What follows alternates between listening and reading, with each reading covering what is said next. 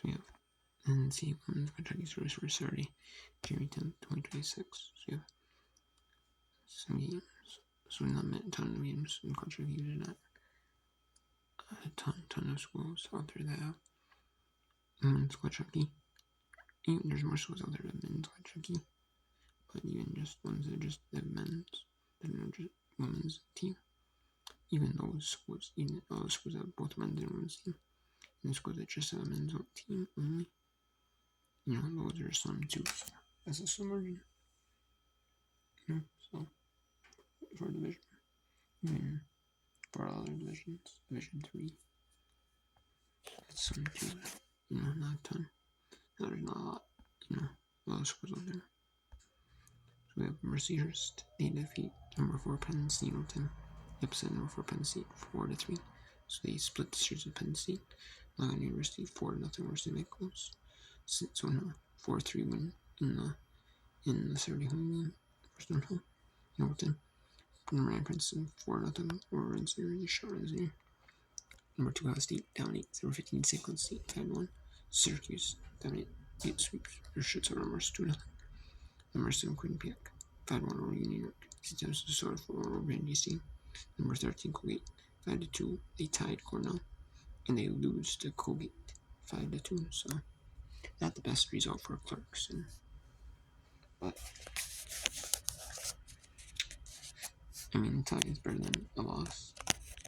But Colgate, that's one. They just felt the Colgate. Number 13 5-2. Brown and Dartmouth played through the 60 minutes of regulation, plus the 5 minutes of overtime, and ended scoreless. And they did have a shootout to determine the extra point, but in the NCAA scorebook, and the team's over record, it counts as a draw after overtime. The shootout just decides who gets the extra point in conference play, and Brown and Dartmouth are conference members. So they would determine who gets the extra point in NCAA in the conference play. And it counts as conference things only. It doesn't count for like over record in NCAA scorebook. Or like the scorebook you see on like their team websites or like NCAA.com or like your Eastman I'm looking at. It counts the tie officially in the NCAA like scorebook. It counts the tie that Brown and Dartmouth and the tie. But in the conference teams, whoever went on show got the extra point. Like instead of soccer where both teams tie, they instead of getting 3 points, one team gets 3 points, one team getting none. And they or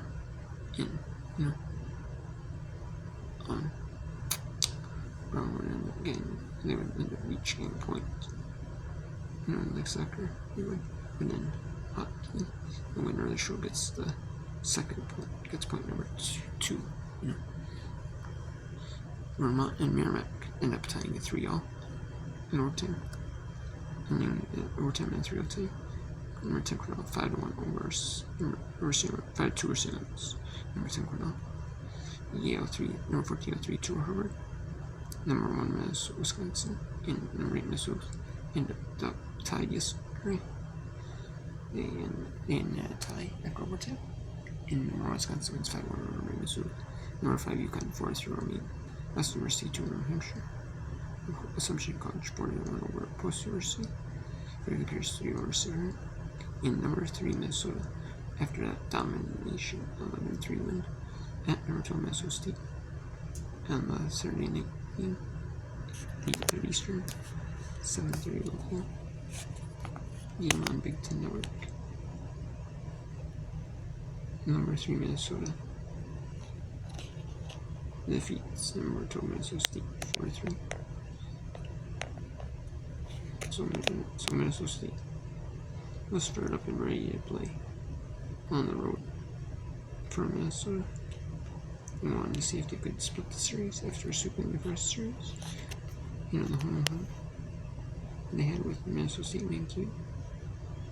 They wanted to see if Minnesota wanted to see if Minnesota State main game really win that segment. the split series improved that the first game was just like a big fluke, and it kind of did. Minnesota was going 1-4-3, but this thing did prove that the first game was, not like the normal. It really was.